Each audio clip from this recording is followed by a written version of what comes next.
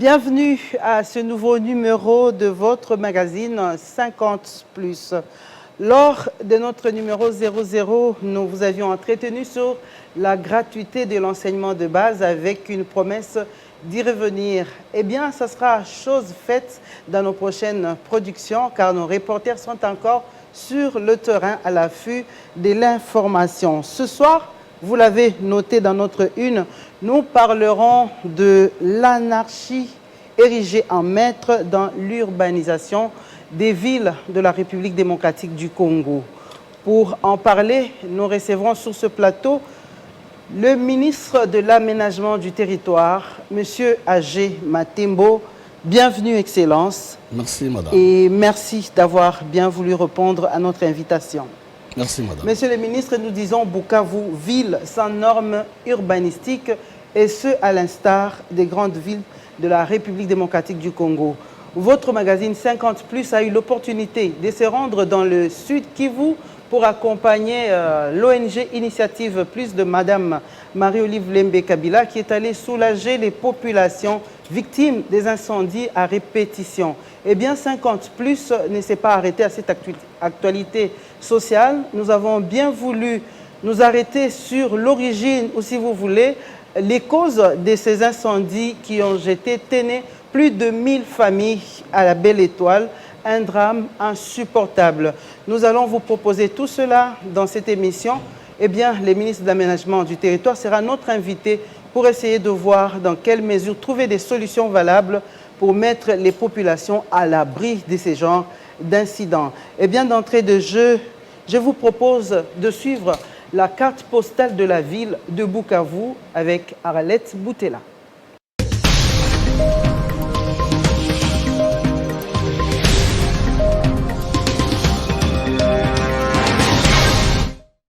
Pour la petite histoire, Bukavu fut fondée en 1901 par les autorités coloniales belges.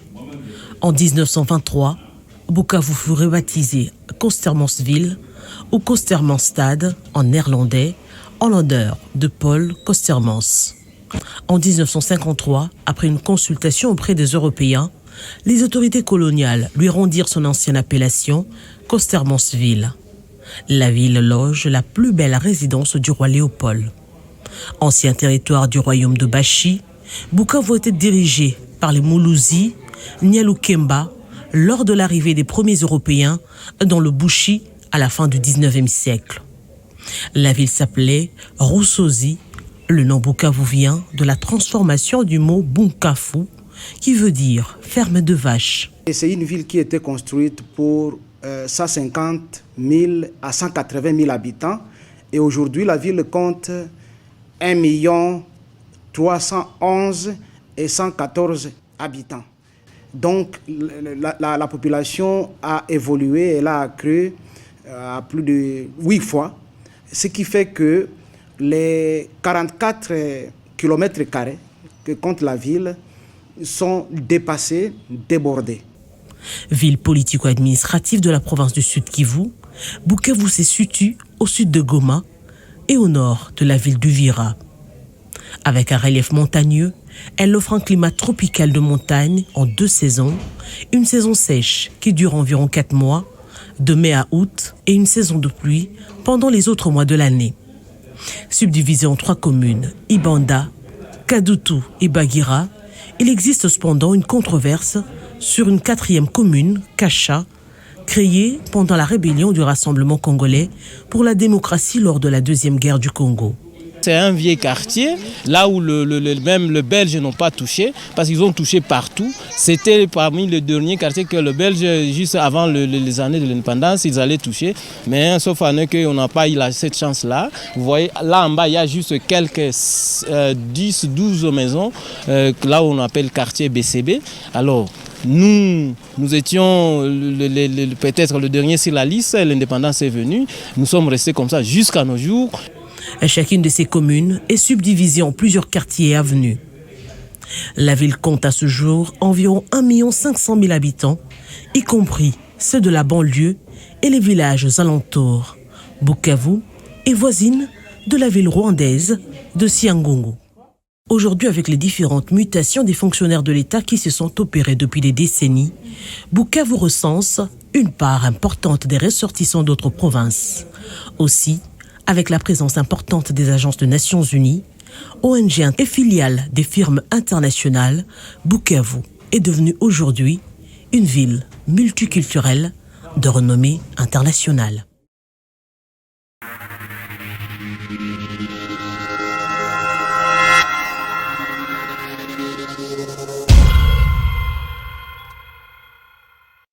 Allez, bienvenue Arlette.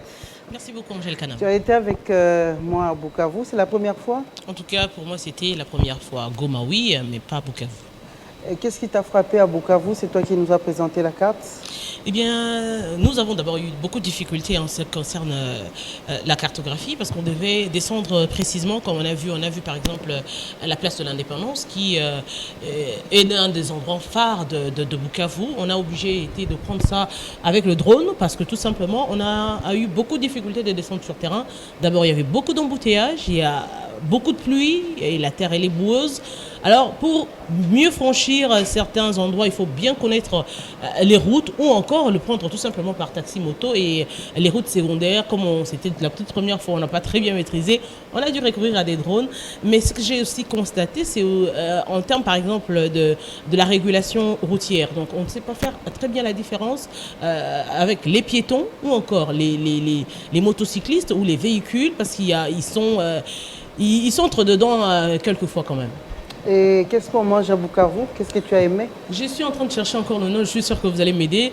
C'est comment dire, les choses de l'intérieur les intestins des chèvres, zigaros. Voilà, les zigaros. Donc c'est ce qui est préparé régulièrement. Ici à Kinshasa, on parlerait de bouillon, hein, tout petit peu. Voilà, donc on parlerait de bouillon. Et c'est ce qui est la nourriture bien aimée de ce côté-là. Et on a eu quand même le plaisir d'y goûter aussi. Merci beaucoup Arlette. Je voudrais me tourner vers notre invité, Excellence. Je ne vais pas vous parler de Bukavu. Vous avez vu déjà dans les images. Vous êtes ministre de l'aménagement du territoire. Là, dans ce reportage, on a suivi le maire de la ville qui dit que Bukavu a été conçu au départ pour recevoir 150 à 180 000 habitants. Il a parlé, je crois, des 44 000 km², oui. Arlette. Aujourd'hui, il y a 1 500 000 habitants. Est-ce que le gouvernement a accompagné ce mouvement de migration de la population ou cette installation de la population? Ça, c'est depuis les années 60 quand on suit cette carte postale. Ok, merci beaucoup, madame. Je commence d'abord passant par cette précieuse occasion que vous venez de m'offrir. Dire d'abord coup de chapeau à Télé 50 parce que je dois vous avouer, depuis que vous avez pris la nouvelle robe, je n'ai jamais été ici. C'est pourquoi en venant ici, je me perdais un peu, mais je sais que je suis permanent dans vos éditions.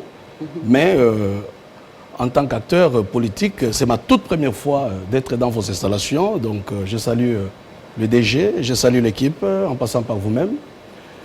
Exactement, je suis le ministre de l'aménagement du territoire. Je crois que c'est une opportunité à la fois que vous me donnez de pouvoir expliquer bien ces concepts aménagement du territoire. Avant d'arriver à Bukavu, je dois vous dire que nous sommes indépendants depuis l'année 60. Oui. Aujourd'hui, bientôt, nous allons fêter nos 60 ans. Oui. Nous devons comprendre l'illustration de Bukavu n'est qu'une preuve pour dire que ça se passe partout comme ça. On a un problème. C'est l'échantillon de toutes les grandes villes. Exactement. Oui. Ça se passe comme ça. Je dois vous dire que l'aménagement du territoire, qui devait être depuis 1960, être ce ministère-là phare, qui devait précéder l'urbanisme, qui devait même précéder les affaires foncières. Nous avions fait de ces secteurs un secteur qui était dans les tiroirs. Mais aujourd'hui, nous sommes rattrapés parce que l'aménagement du territoire n'est rien d'autre que la planification spatiale, la gestion de nos terres, la gestion de nos espaces. Un peu la boussole du gouvernement. C'est la boussole du gouvernement qui doit vous situer, que ici, vous devez mettre les activités agricoles. Là, les gens ne peuvent pas habiter. Ici, on peut construire une ville. Là, non. Là, nous pouvons mettre les activités minières. Là, nous ne pouvons pas toucher. Là, nous allons garder comme réserve parce que ça va nous servir des aspects touristiques. Mais cette boussole n'a pas joué son rôle. Mais coup de chapeau, Nous venons de nous rattraper depuis 2015, où il y a eu des grandes réflexions qui sont passées par les concertations nationales sur l'aménagement du territoire. 2 ans après, en 2017, on a fait de ces secteurs un ministère debout et nous sommes parmi les pionniers pour maintenant dire ce que nous allons faire. Revenons maintenant à Bukavu. Donc vous êtes en train de gérer un jeune ministère. Je suis en train de gérer un jeune ministère, mais un vieux secteur. Donc, c'est un vieux secteur. Qui a été mis à l'appendice. Qui était l'appendice, d'abord, je peux vous avouer, vers les années 60. Oui. L'aménagement du territoire dépendait de la présidence de la République. Après la présidence de la République, on a fait de l'aménagement du territoire un secteur au sein du ministère des Travaux publics. Et de là, l'aménagement du territoire est passé à l'intérieur, ministère de l'Intérieur. De là, le management du toujours un appendice. Appendice. Mais on a compris qu'on a fait quoi? On a fait la politique de mettre seulement la charrue devant le bœuf. On a privilégié les secteurs, parfois, de l'urbanisme, les secteurs des affaires foncières. Mais aujourd'hui, on a compris que c'est l'aménagement du territoire qui doit d'abord se déployer, qui doit donner la planification pour la gestion. Aujourd'hui, nous avons des villes qui se retrouvent à des endroits où on ne peut pas avoir une ville. Aujourd'hui, nous avons des villages prolongés à ce que nous appelons villes. Ce sont des villages prolongés. Mais l'aménagement est là maintenant pour recadrer. Nous voulons que les choses soient aménagées. Et qui dit aménager, les choses soient en ordre. Les choses puissent vivre en harmonie selon les activités. Ce que vous voyez à Bukavu, c'est partout dans les villes.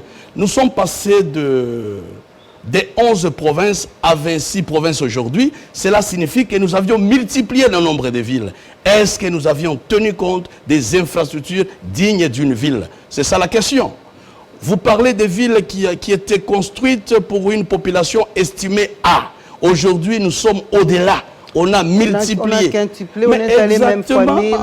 Mais oui. Exactement, nous, en tant que pouvoir public, nous devons nous remettre en cause. On ne peut jamais planifier sans pour autant passer par des statistiques de nos populations. Vous savez que dans ces pays, il y a plus de 40 ans qu'il y a eu les recensements. On n'a pas recensé la population. Il y a plus de 40 ans. On n'a pas aménagé les villes. Cela fait que on ne sait pas aujourd'hui, même ici à Kinshasa, nous sommes en train de tâtonner. Bon, tout dépend des humeurs. Hein. Je me réveille de bonne humeur. Je peux dire que nous sommes à 15 millions. À côté de moi, quelqu'un me dira 20 millions. On tâtonne pourquoi? Parce qu'il n'y a pas eu les recensements dans ces pays. Or, le recensement doit être le tableau qui renseigne les acteurs politiques dans la prise de décision. Aujourd'hui, nous avons des villes, en principe, qui doivent être radiées sur notre carte pour en construire de nouvelles villes. C'est ça même l'une des missions de l'aménagement du territoire. Je ne voudrais pas vous arrêter, je voudrais vous permettre d'avoir une image un peu précise de ce désordre qui s'est installé dans l'urbanisation de nos villes, toujours avec Bukavu. Je vais prendre congé d'Arlette Boutella qui nous a donné cette belle carte postale du chef-lieu de la ville, du chef-lieu du Sud Kivu. Merci beaucoup, Arlette. Kanam. Tout justement, on vous dira que la résidence du roi, c'est l'actuelle résidence des gouverneurs de la ville de Sud Kivu. Voilà, on va, Excellence, vous proposer un tableau sombre, pratiquement, malheureusement. Et c'est l'image d'à peu près toutes nos grandes villes de la République. Ça, c'est Bukavu avec Monulf Bosso qui nous présente cette problématique de l'urbanisation anarchique.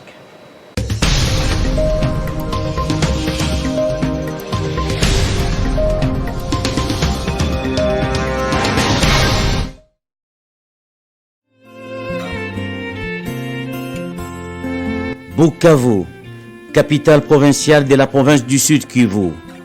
La ville y ressemble aux 5 doigts de la main et est bâtie sur plusieurs collines qui surplombent le majestueux lac Kivu.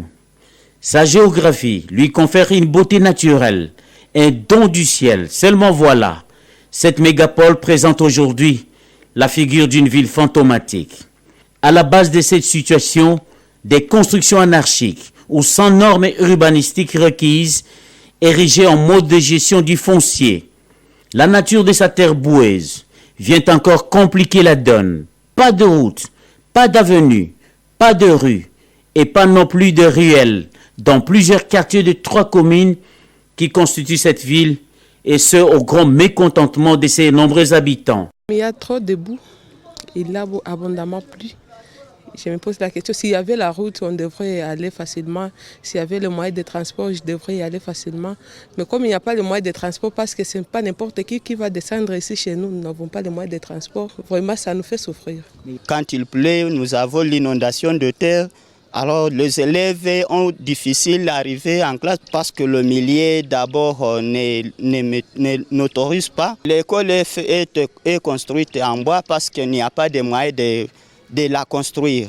S'il y a un cas d'incendie, ça peut vraiment endommager. Bukavu, c'est cette ville de 1 500 000 âmes où le bel bâtisse relevant de l'architecture du temps moderne cohabite avec les maisons en bois, des taudis et autres hangars servant d'habitation, le tout sur une terre argileuse vouée au glissement de terrain.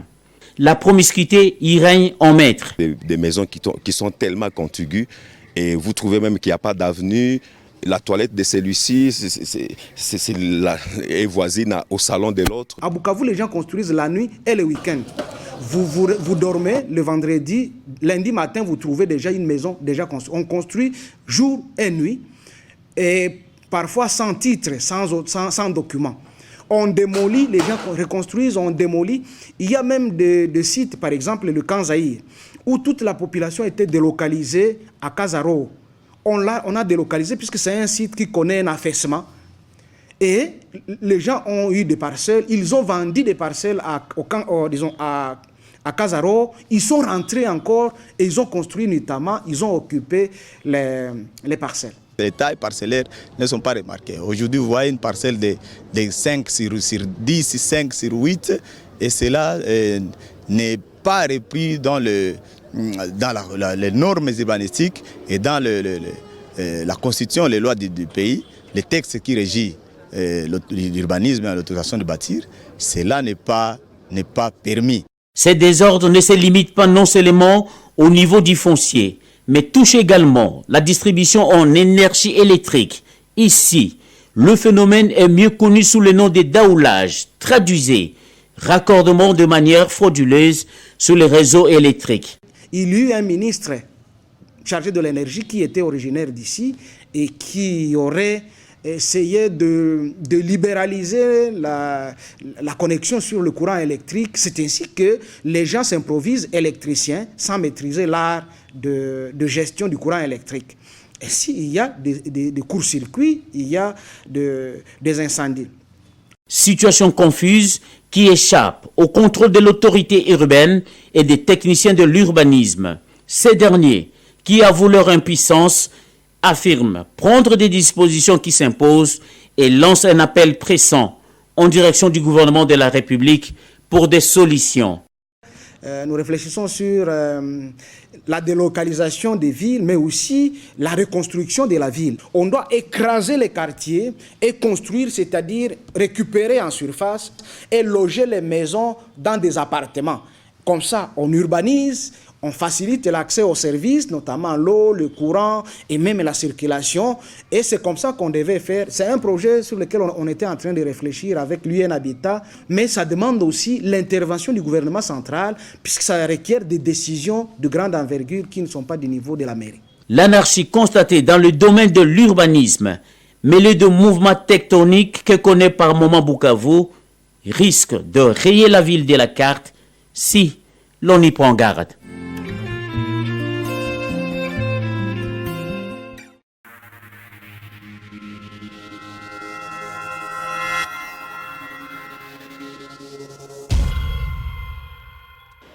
Voilà, Monulf m'a rejoint sur ce plateau. Bienvenue, Monulf.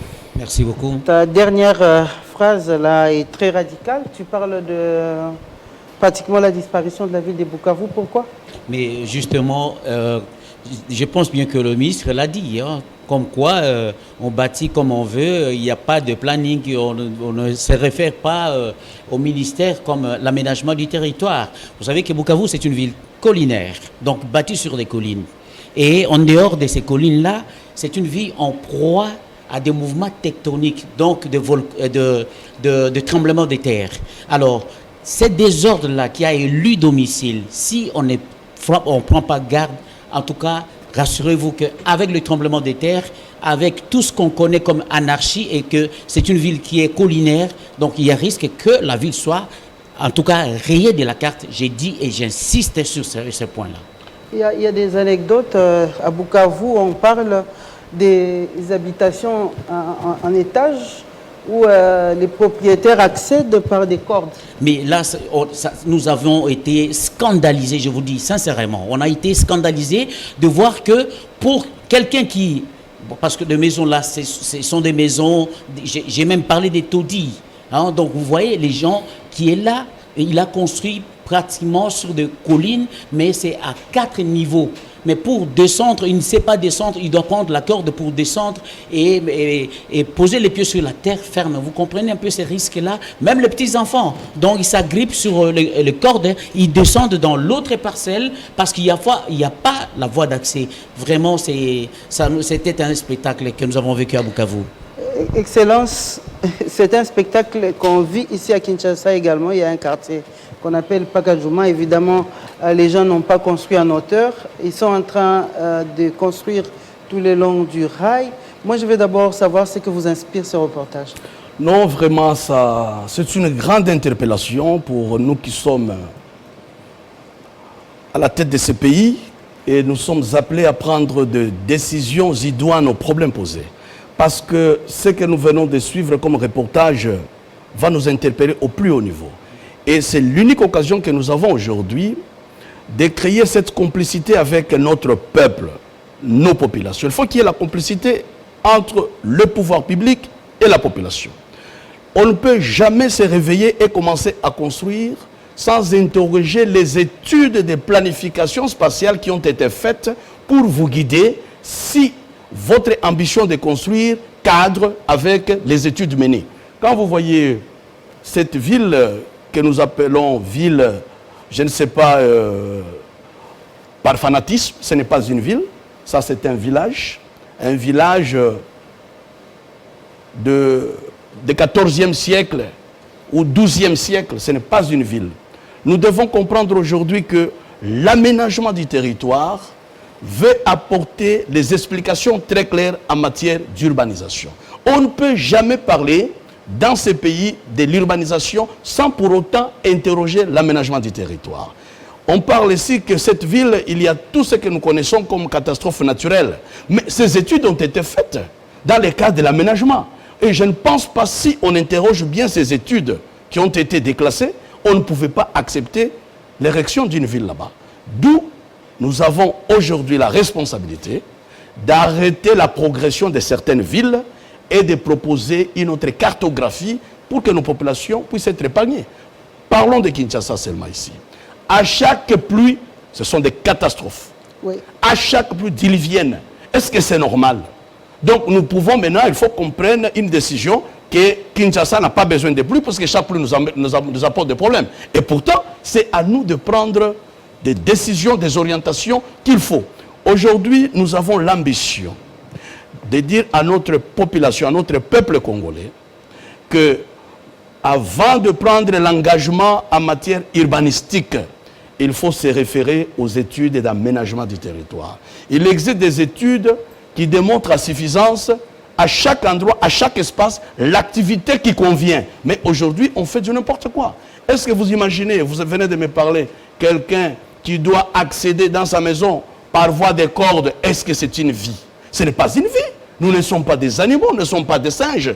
Donc ça montre à suffisance que nos villes, que nous appelons villes, dépassent même les niveaux des villages. Il revient au pouvoir public maintenant de chercher les causes. Et les causes, c'est quoi? Il existe dans ces pays un déséquilibre criant entre le développement en monde rural et le développement urbain. L'exode rural fait en sorte que nous avons maintenant des populations incontrôlées dans le milieu urbain.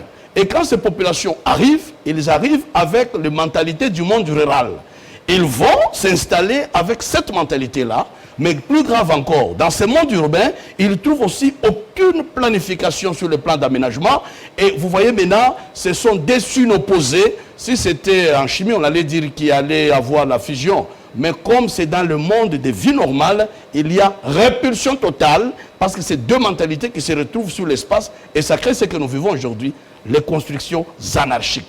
Et vous savez, les constructions anarchiques sont porteuses de beaucoup de réalités, entre autres l'insécurité. Aujourd'hui, l'État, quelle que soit la capacité de son armée, de sa police, mais dans une agglomération confuse, anarchique, l'État ne peut pas y apporter des solutions sécuritaires aujourd'hui. Oui. Sur le plan financier, l'État a des manques à gagner aujourd'hui. On ne sait pas recouvrer l'impôt foncier aujourd'hui parce qu'on ne connaît pas que dans ces quartiers, il y a combien de maisons et qui est propriétaire et qui est locataire. Ce sont des questions et des interrogations que nous nous posons. Madame, je m'en vais vous dire aussi, dans cette fusion des confusions, l'État doit prendre des mesures qui s'imposent. Certes, ces mesures peuvent être déclarées comme impopulaires, oui, mais salvatrices pour la population. À chaque fois, ce n'est pas la première fois, à Bukavu, je vois des interventions. Maintes fois, je vois l'ONG Plus, l'initiative Plus, qui intervient souvent. Il y a des problèmes. Mais oui, je salue l'initiative Plus.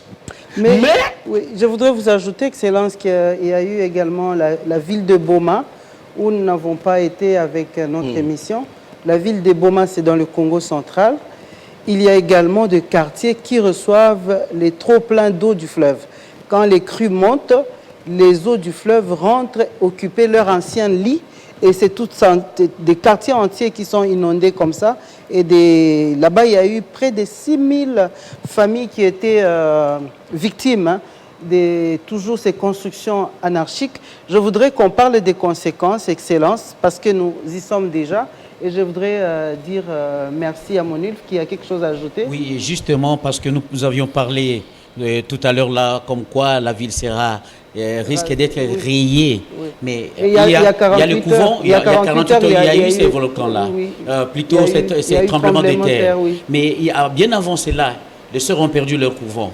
Et il y a un institut qu'on appelle Institut technique Fundi Maendeleo qui a formé des techniciens. Une école de renommée internationale, j'ai dit bien. Oui. Mais je vous dis, l'érosion est à 5 mètres de cette école. Et quand j'ai vu les responsables, ils me disent que non, on ne peut rien parce que les volcans passent par là et dans les jours à venir, cette école-là va tomber. Va disparaître. Voilà, ça fait partie des conséquences dont je voudrais parler maintenant. Je demande le reportage de Jean-Pierre Kayembe qui, lui, s'est arrêté sur les conséquences de cette anarchie urbanistique. Merci, mon ami. Je vous en prie.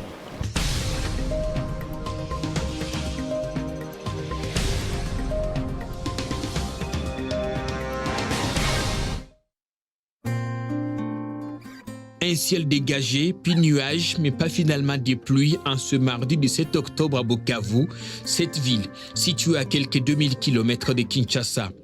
Du pain béni pour cette région où il pleut quasiment tous les jours.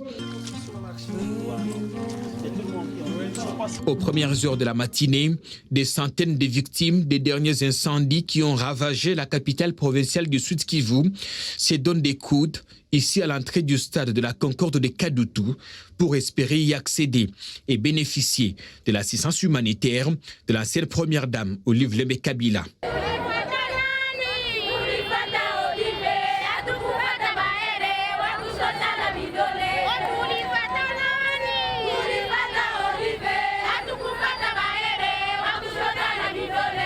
Le rendez-vous de ce 17 octobre est une lueur d'espoir. Regarde dans le vide, assis sur ce gradin, ces habitants totalement désemparés attendent avec impatience recevoir de quoi refaire un chez soi. Pas de perte de vie, mais on a perdu de biens. Même de l'espoir, on a été peut-être à la fin, juste à la fin, on disait qu'on est mort. Sa situation est semblable à celle d'autres dizaines de centaines de personnes. Les derniers incendies de Bukavu n'ont pas été sans conséquences. Au quartier d'Amugo, un bidonville surpeuplé de la ville, les débris des maisons partis en fumée rappellent encore ces tristes souvenirs qu'Ami Safari raconte avec beaucoup de peine. Cette catastrophe nous a beaucoup frappé à moins de quelques minutes, juste 45 minutes. Ça a dévasté plus de 250 maisons. Alors, après cela, nous sommes débrouillés. Les autres se sont regroupés dans des cellules des églises catholiques. Sur ces sites, tout est à reconstruire. Les rares maisons qui ont résisté aux flammes de feu ne tiendront peut-être pas encore pour longtemps. En 3 semaines, au moins 28 cas d'incendie ont été recensés uniquement à Bukavu, jetant plus de 1000 ménages dans la rue. Pour le quartier Panzi, nous avons recensé 14 ménages à assister. Pour le quartier Nkafu, 231 maisons consumées. Pour le quartier Nyamugo, c'est là qu'il y a eu le pire, 562 maisons consumées. Quartier Nyakaliba, 13 ménages à assister, soit 13 maisons consumées. Bukavu, ville densément peuplée sur les collines bordant le lac Kivu, à l'aménagement territorial très anarchique. Les incendies à répétition et parfois mortels qui s'y produisent ne sont malheureusement pas la seule conséquence de son urbanisation catastrophique. Ces baraques, petites maisons de fortune construites en planches les unes collées aux autres, ne répondent à aucune règle. Ici, on érige des maisons, même sur des sites interdits ou impropres à la construction. Dans certains quartiers, les habitants éprouvent du mal à s'effrayer un chemin, faute de servitudes. Une situation favorisée aussi par l'exode rural, avec des villages qui se vident au profit de la ville. Si certains invoquent des raisons d'insécurité, d'autres par contre sont séduits par une vue paradisiaque et d'opportunités d'emploi qu'offrirait la ville. Conséquence, dans plusieurs quartiers sévit une promiscuité qui n'a rien d'égal. Entassés comme dans un camp de réfugiés, parfois sans installation sanitaire ni eau potable, ces Bukaviens payent le prix de vivre en ville, quelles qu'en soient les conséquences. À ces tableaux un peu plus sombres s'ajoutent les maladies liées à l'hygiène, l'insécurité quasi permanente et une exposition aux intempéries. Ceci sans compter des éboulements qui font également des victimes.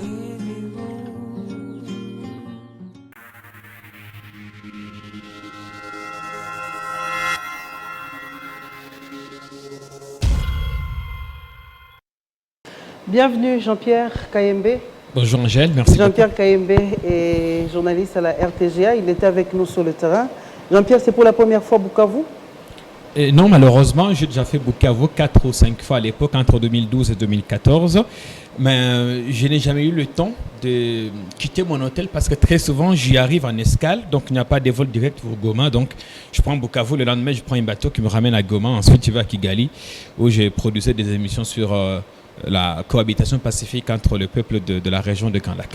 Là, nous sommes en train de suivre un tableau sombre de conséquences de l'urbanisation anarchique de la ville de Bukavu. Je veux savoir comment s'est passé le contact avec cette réalité pour toi. Bon, sur le terrain, j'ai eu 2 sentiments. Le premier m'a ramené en arrière il y a 2 ans. Ça m'a rappelé les événements de Kamwina Sapour. En fait, là, je voyais mes parents dans les conditions humanitaires difficiles, dans une ville dévastée par la milice, des maisons incendiées, où vous avez des réfugiés dans leur propre ville. Ça m'a beaucoup traumatisé. Ensuite, je me suis revu dans ces conditions de vie.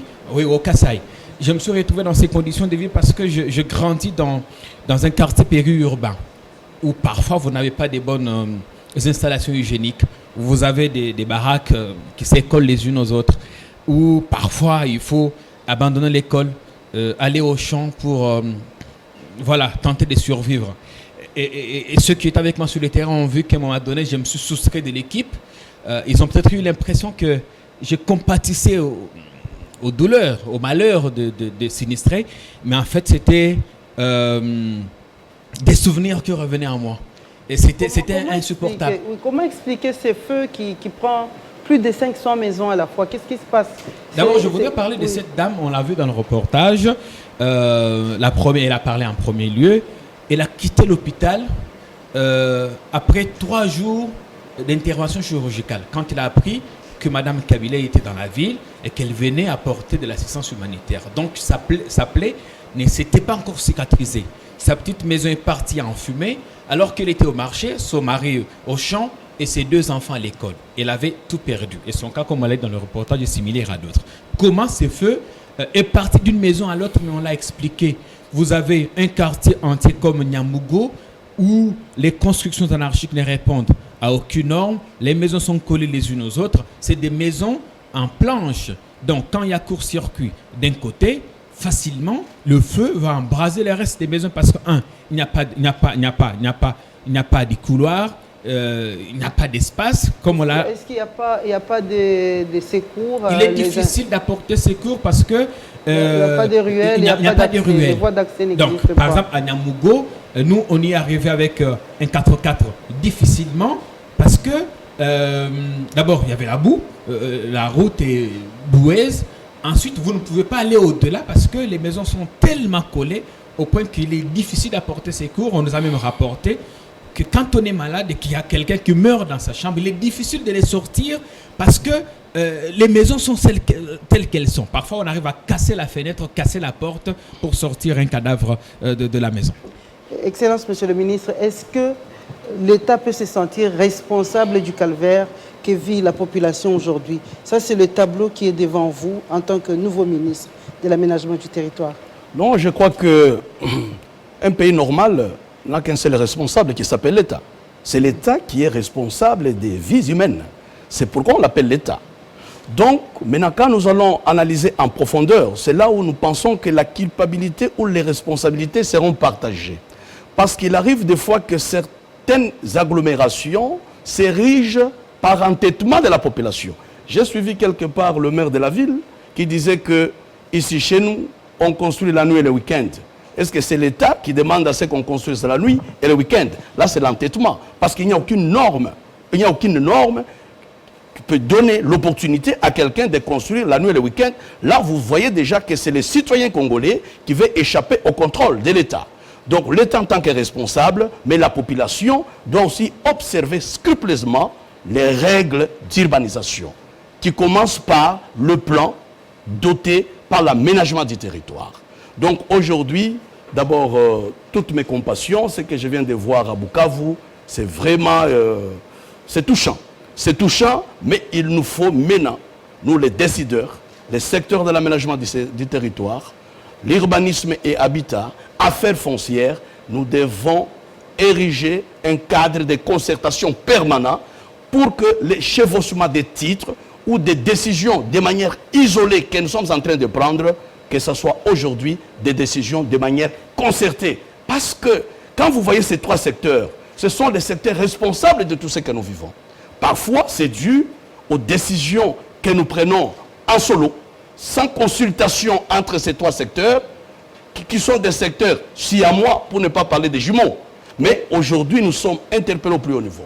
Il faudrait que cette trinité, l'aménagement du territoire, l'urbanisme habitat, affaires foncières, puisse vivre en intelligence parfaite pour éviter la désolation. Comment cette intelligence doit se passer? Qui vient en amont, qui vient en aval? C'est clair. On ne peut pas construire sans aucun plan ou une planification spatiale. L'aménagement du territoire vient en amont, doit être là pour proposer les études de faisabilité pour ériger une ville, une cité, une commune ou une entité. C'est l'aménagement du territoire qui doit prendre les devants. L'urbanisme arrive pour donner maintenant l'équitus à ce que les gens puissent construire. Et les affaires foncières confirment à qui appartient cet espace. C'est clair. Si on ne veut pas se compliquer, tout est clair. L'État congolais a tout prévu. Parfois, on prend des décisions sans se concerter. Nous arrivons là-bas. Mais je vous avoue, le gouvernement sous Ilunga Ilunkamba, il existe déjà un cadre de concertation de ces trois secteurs. Je n'évoque pas comme l'intention, mais j'évoque parce que maintenant c'est une réalité. Ouais. Parce que nous avions compris que nos trois secteurs là-bas créent aujourd'hui une désolation à notre peuple. Et plus, ça ne nous honore même pas vis-à-vis de l'extérieur. Vous voyez, quand quelqu'un arrive pour la première fois, même ici à Kinshasa, il descend en Djili, il a l'impression qu'il continue sa route vers un village. Mais on dit qu'il continue sa route vers la capitale. Quand quand vous voyez une route de cela 60 ans, c'est la même route qui nous amène à l'aéroport et c'est le même mouvement. Les gens quittent le matin, ils rentrent le soir. Ce n'est pas normal. Après 60 ans, il faut créer plusieurs centres commerciaux pour que les mouvements des gens puissent aller dans tous les sens. Nous vivons mal. Nous avions fait des concentrations à un seul endroit. Aujourd'hui, il faut qu'on arrête. Il faut qu'on arrête. Il faudrait, pour construire, ériger une ville ici, il faudrait qu'a priori, les 3 secteurs, les 3 ministres aujourd'hui puissent se mettre ensemble pour donner les quitus, pour donner la certification. Il y a beaucoup de choses qu'il faut faire, mais nous, l'aménagement, nous avons la responsabilité de doter notre pays aujourd'hui d'une politique nationale sur l'aménagement du territoire. Ok, un plan sur un plan de gestion de exactement. l'espace national. Oui. Là, nous entrons, Excellence, déjà dans les pistes des solutions et nous sommes en train de chuter. Serge, Jean-Pierre plutôt Kayembe, tu veux ajouter quelque chose? Bon, en écoutant par exemple le maire de la ville dire qu'à Bukavu on construit nuit et jour, j'ai l'impression que c'est un aveu d'échec ou de faiblesse. Et quand vous allez à Bukavu, monsieur le ministre, ou dans d'autres régions du pays, même ici à Kinshasa, vous avez l'impression que vous qui êtes aux affaires, vous vous battez pour des parcelles qui sont dans les milieux huppés, mais que vous laissez les gens cohabiter comme des animaux dans les quartiers aborigènes, comme quand Luka ici, c'est à Kinshasa, monsieur le ministre, on n'est pas Bukavu, ici à Kinshasa, on construit aussi, en toute anarchie. Pakadjouma, ils sont légions, sans intervention. Donc on a l'impression qu'il y a une absence totale de l'État. Et ceux qui sont aux affaires ne se préoccupent que des parcelles à problème où facilement on peut avoir des millions. Et dernière chose, c'était dire merci à Madame Kabila qui nous a permis d'aller découvrir cette autre face de Bukavu que les médias ne montrent peut-être pas tout le temps. Merci beaucoup Jean-Pierre Kayembe. Excellence, je vais vous proposer de suivre, parce que nous sommes en train de chuter, les pistes de solutions à ce problème. Ça, c'est la réflexion de Adelin Makpolo.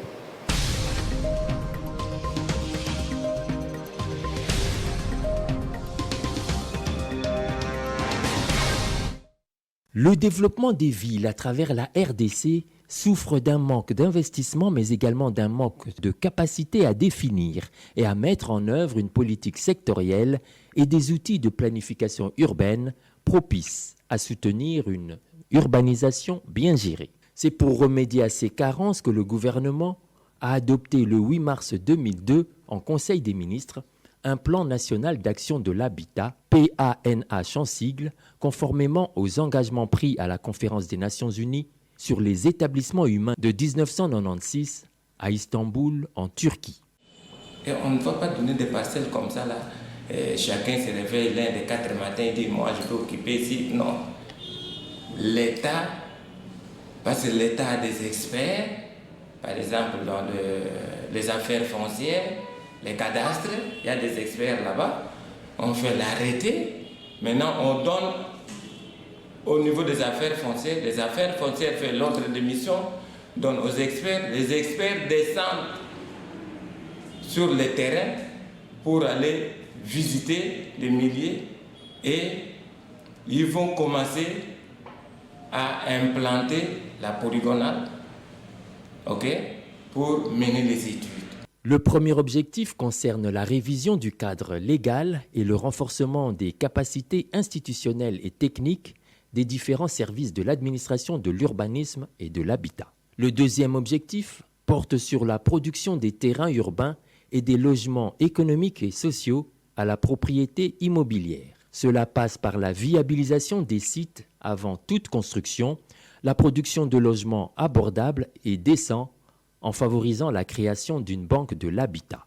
Le troisième objectif réside dans l'amélioration du cadre de vie dans les quartiers populaires et la protection de l'environnement. Il s'agit de doter les quartiers précaires d'équipements complets d'infrastructures, à savoir voirie en dur, réseau d'eau potable, réseau d'évacuation des eaux des pluies et des eaux usées, desserte en électricité, ramassage des déchets solides et autres. Le quatrième objectif, quant à lui, vise la promotion d'une bonne gouvernance qui favorise la gestion participative, le développement à la base et la sensibilisation des populations aux risques et aléas naturels. La solution durable, il faut délocaliser. Il faut trouver un autre site.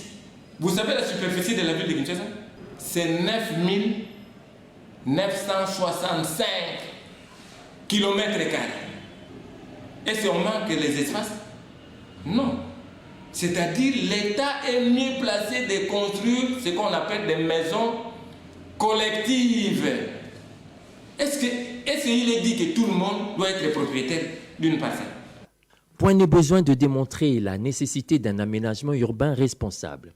Pour ce faire, la mise en application intégrale de ce plan national d'aménagement de l'habitat, somme toute coûteux, requiert la volonté politique des gouvernants et l'engagement de toutes les couches sociales pour sa réussite.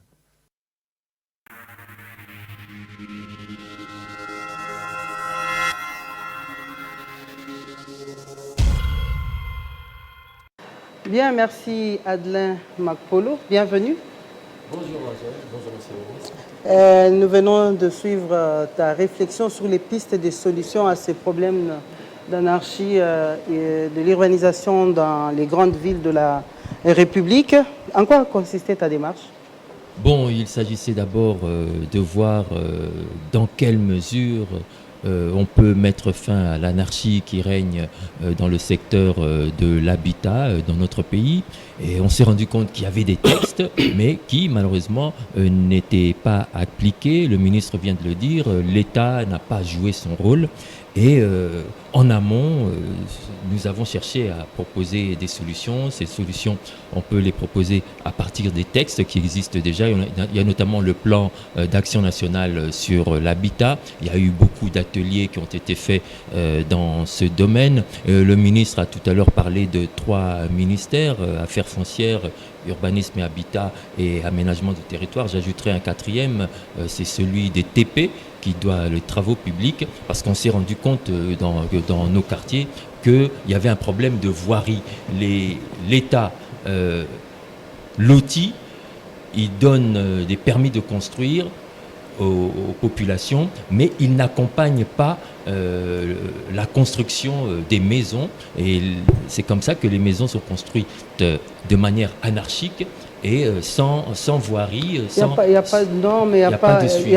En fait, l'eau, l'électricité ne précèdent pas, les routes ne précèdent pas. Absolument. Chacun vient, il s'installe comme il veut. Absolument. On a des exemples à Kinshasa. On peut parler de Massina sans fil, on peut parler de quartier Bonvent, le Mont des Arts, un très beau quartier, très huppé, mais qui a vu ses caniveaux être construits seulement il y a 4 ans. Donc, comme solution durable, je crois que on a exploré toutes les solutions. On estime qu'il faut en amont améliorer les conditions de vie des Congolais pour les empêcher de chercher de les empêcher d'avoir cette rage de construire n'importe où, n'importe comment. Il faut réglementer les relations entre bailleurs et locataires. Il faut améliorer les conditions salariales des fonctionnaires pour ne pas pour les empêcher en fait de vendre les biens de l'État. On a vu beaucoup de terrains qui ont été vendus de manière anarchique, n'importe où, n'importe comment, et ce qui conduit aux accidents, aux inondations, aux éboulements, aux érosions que nous vivons aujourd'hui. Et donc à l'État de reprendre son rôle régalien, celui d'une gestion rationnelle de l'espace, comme l'a dit le ministre tout à l'heure. Alors, Monsieur Agé Matembo, nous sommes en train de chuter avec les pistes des solutions. Vous êtes un jeune ministère, je pense 4 ans déjà, depuis 2017 aujourd'hui. Nous sommes en 2019, votre gouvernement vient de s'installer.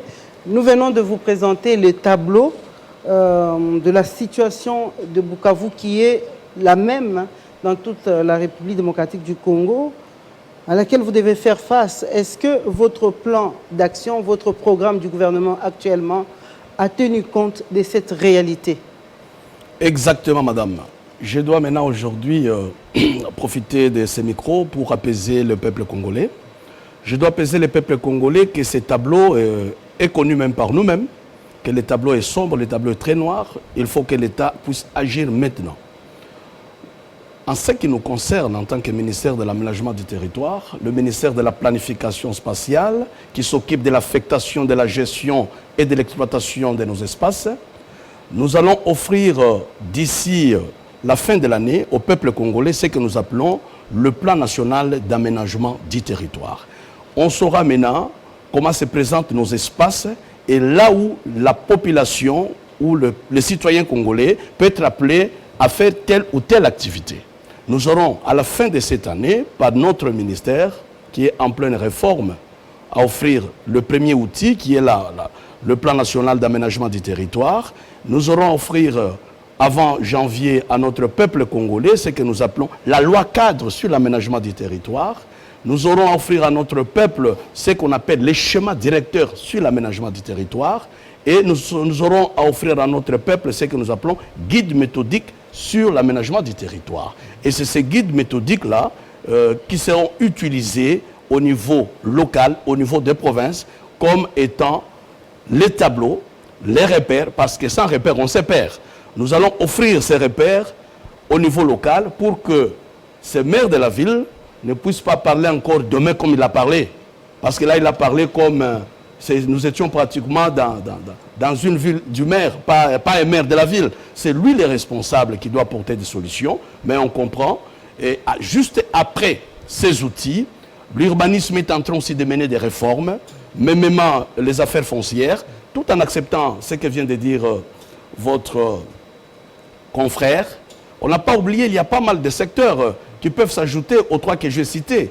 Vous savez, la question de l'aménagement du territoire, c'est un secteur transversal. Au-delà même des travaux publics, nous avons même le ministère de la décentralisation, nous avons beaucoup de ministères, mais il y a des ministères clés. Il y a mines aussi. Oui. Parce que j'ai vu, même dans les chefs des reporters, ils ont difficile à utiliser les concepts d'aménagement. Parfois, aménagement urbain, non, ça doit être très clair. Profitez de ma présence ici pour maîtriser les trois étapes. L'aménagement n'est pas dans l'urbanisme. D'abord, on aménage, c'est-à-dire on met de l'ordre, on propose la planification. L'urbanisme intervient pour nous accompagner maintenant dans la construction des choses qui ont été prévues dans la planification. Les affaires foncières viennent confirmer avec des normes, avec des titres pour l'encadrement. Il y a 3 temps forts. Il y a 3 temps forts. Et ces 3 temps forts se complètent, mais se distinguent par rapport au rôle. Je vous ai dit que moi, je ne construis pas. Mais moi, j'ai fait les études de conception, de comment construire, de où mettre quelle activité. L'urbanisme viendra se coller sur ce plan, de où mettre telle ou ne pas mettre telle activité. Affaires foncières amène les titres. Aujourd'hui, allez dans nos cours et tribunaux. Les conflits que nous avons matin, midi, soir, mais ce sont des conflits fonciers. 80% c'est des conflits fonciers. Nous avons la question de la superposition de nos titres. Vous savez, AG Matembo revendique les sous-sols. C'est Madame Angèle qui brandit son titre du sol. L'autre, il te donne encore un autre titre que non, moi, ici il y a des minéraux, j'ai le titre des mines, mais l'autre, il vient avec un titre forestier. Non, c'est la question de l'aménagement du territoire. Aménager, c'est ordonner. Aménager, c'est harmoniser. Nous devons maintenant ordonner et harmoniser pour que ces conflits, bêtes d'ailleurs, parce que le Congo ne souffre pas d'espace. Si on pouvait nous exprimer clairement, le Congo souffre même de l'obésité d'espace. Voilà. Rien ne nous manque. L'obésité et nous ne savons pas utiliser cet espace. Excellence. Vous avez parlé d'un plan que vous allez nous donner d'ici la fin de l'année. Est-ce que ce plan va concerner les anciennes villes ou vous allez proposer des nouveaux sites? Comment cela va se passer? Nous n'avons pas de cimetière. Nous allons l'arriver, d'ailleurs. Comment ce plan-là va se présenter, Excellence? Exactement. Le ministère de l'Aménagement du territoire, dans ses attributions, non seulement on fait les conceptions, les études de planification spatiale, les anciennes villes qui ne répondent pas en majorité, nous allons proposer un plan de rénovation pour ces anciennes villes, où les gens vont se retrouver dans des situations de la relocalisation, délocalisation, et les espaces qui souffrent d'inexploitation, nous devons proposer les nouveaux plans, le plan moderne, où nous allons construire de nouvelles villes, de nouvelles cités. Donc le plan aura 2 vitesses. On va rénover d'un côté et on va proposer les nouveaux schémas pour la création de nouvelles villes. Ça, vous en aurez sans problème. Et d'ailleurs, en passant, je vous invite déjà d'ici 4 jours, j'aurai à présenter des grandes annonces de ce que je viens de vous dire. Ça sera à l'hôtel Memling. Les grands signaux de l'aménagement du territoire. Il y a des invités qui viendront de partout, les gouvernements, les gens qui viendront de l'intérieur, les responsables, pour que plus jamais qu'on puisse continuer avec des lotissements sauvages. Vous savez ce que j'appelle lotissement sauvage? C'est quoi? Vous arrivez dans la brousse, vous appelez 2-3 personnes, que c'est ici que nous vous avions prévu la parcelle. On ne peut jamais avoir une parcelle en brousse, c'est anormal. La parcelle sera dotée demain dans ce pays à un endroit aménagé. Les routes, les caniveaux, l'eau, l'électricité doivent précéder la construction d'une maison. Merci, Excellence. Moi, je ne vois pas comment est-ce qu'un homme peut se laver après avoir s'habillé. Oui, Excellence, vous avez tout à fait raison. On a vu l'entêtement de la population à refuser la délocalisation. Ici à Kinshasa, nous avons l'exemple du pont Makelele. Bukavu, le maire de la ville, vient de parler du camp Zahir, j'ai suivi. Les gens ont eu des parcelles pour être délocalisés. Ils les ont vendues. Ils ont préféré revenir là où il y a des incidents, là où il y a des inondations. C'est le cas à Kinshasa. Aujourd'hui, nous les déplorons. Est-ce que vous allez casser tout ce qui existe aujourd'hui et commencer à construire d'autres? Et si vous devez le faire de cette manière, avez-vous les moyens de votre politique? Excellence, Monsieur le ministre. Le premier moyen de notre politique, c'est la volonté politique qui est d'abord le premier moyen. C'est la volonté politique. Quand on a la volonté, on peut faire quelque chose. Je vais vous parler aussi, vous venez d'épingler un problème qui est récurrent. On délocalise les gens et les gens préfèrent abandonner les parcelles et ils veulent les retourner là où on peut faire les morcellements comme le cas de Kinshasa. Vous avez quelqu'un qui achète une parcelle, je ne sais pas si c'est une parcelle, 5 mètres sur 7, c'est anormal. Parce que je venais de vous parler de l'obésité d'espace en RDC. Qu'est-ce qui se passe? Dans le cadre de l'aménagement du territoire, pour éviter ces va-et-vient, qu'est-ce qu'il faut faire? Nous devons multiplier les centres d'intérêt. C'est question des centres d'intérêt. Vous n'avez pas le stade de Martyrs à l'entrée ville là-bas. Mais vous avez seulement le stade de Martyrs ici comme infrastructure. Mais vous conditionnez ces gens-là de vivre à côté parce que c'est ici qu'ils verront le stade de Martyrs. Mais quand vous multipliez les centres commerciaux, allez sous d'autres cieux. Moi, je ne vais pas citer les villes d'Europe. Mais vous n'avez pas envié un quartier à un autre. Ce que vous trouvez ici, vous le trouvez dans l'autre quartier sans problème. C'est ce qui manque ici. Je prends les cas aujourd'hui des jardins des morts, les cimetières. Vous savez que nous sommes l'unique pays qui n'a plus de cimetières aujourd'hui. Oui, l'État n'a pas de cimetière. Nous n'avons plus de cimetières et nous vous annonçons déjà que cette question est prise en charge par l'aménagement du territoire. Je viens d'évoquer la question de l'obésité des espaces que nous avons. Enterrer quelqu'un à Kinshasa aujourd'hui, c'est trop cher. Trop cher pourquoi? Parce que nous avons un seul cimetière qui est privé d'abord.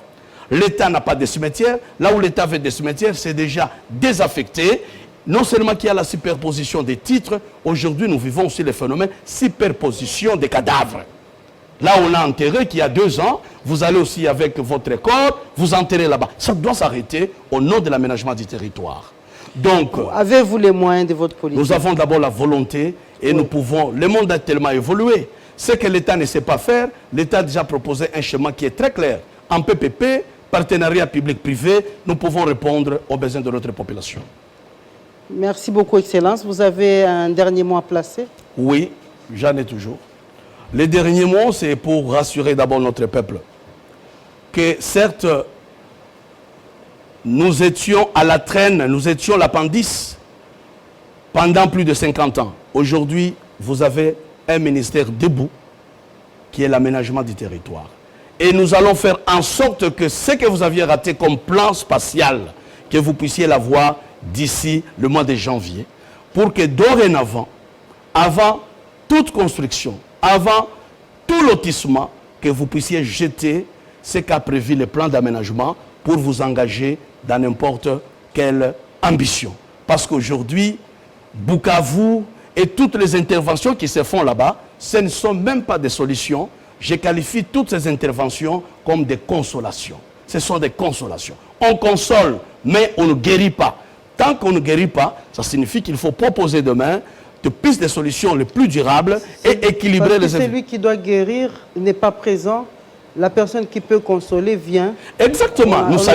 Nous saluons la consolation parce que la consolation atténue la douleur. Oui. Mais nous disons, coup de chapeau à ceux-là qui veulent bien consoler, mais l'État doit prendre ses responsabilités pour aller, une fois pour toutes, changer l'état des choses. On ne doit pas vivre dans un état de consolation en consolation. Là, l'État serait démissionnaire. L'État doit être présent et prendre ses responsabilités.